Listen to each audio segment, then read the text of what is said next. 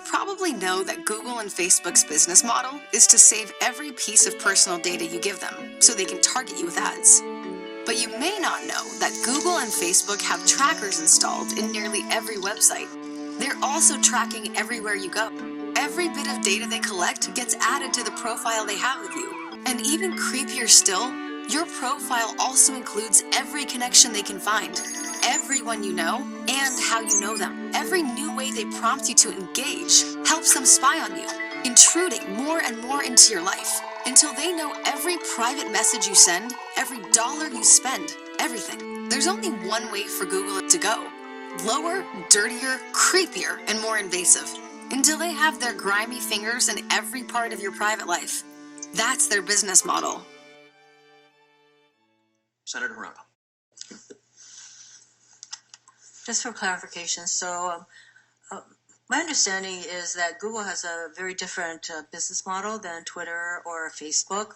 So while those entities can agree to a third-party audit that would include, I guess, content, looking into their records in a way that they can, that still enables them to retain their, I don't know, business methods or whatever it is.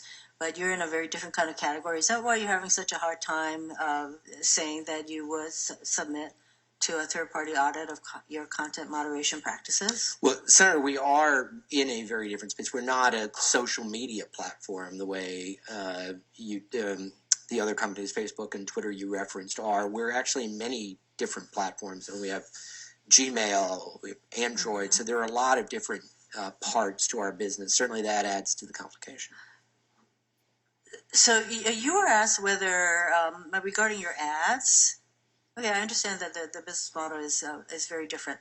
So you were asked whether, you've taken down pro-life, pro-choice, pro-Israel, anti-Israel ads. Do you have an algorithm that actually flags out these words? No.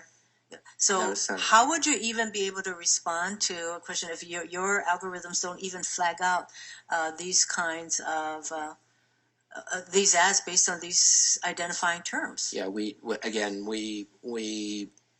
are, as I explained before, what we do is create algorithms that try and surface the most responsive results. We don't factor in, whether they contain the word Israel or abortion or any of the other things. So they're not constructed that way. So Google is a multi-billion-dollar business. So regardless of your employees exercising their First Amendment rights to put whatever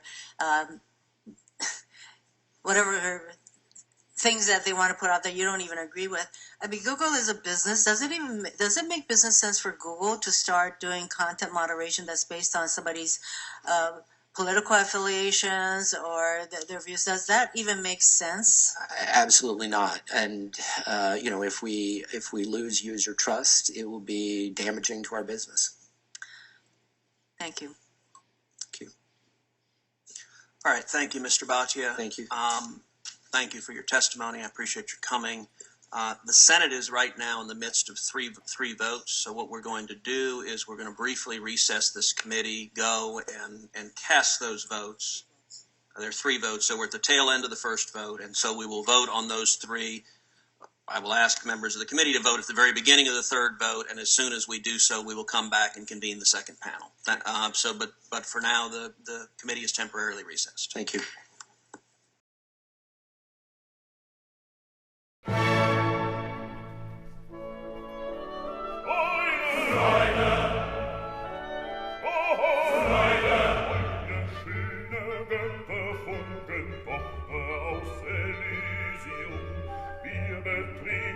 Feuer trunken, himmlische dein Heil.